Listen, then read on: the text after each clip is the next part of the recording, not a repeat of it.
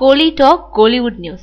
மே மாதம் 36 வயது நிலை ரிலீஸ். மஞ்சு வாரியார் நடிச்சு மலையாளத்துல ஹிட் அடிச்ச அவோல்ட் அறிவுன்ற படத்தை சூர்யா தன்னோட 2D என்டர்டைன்மெண்ட் நிறுவனத்தோட சார்பில் ரீமேக் செய்றாரு.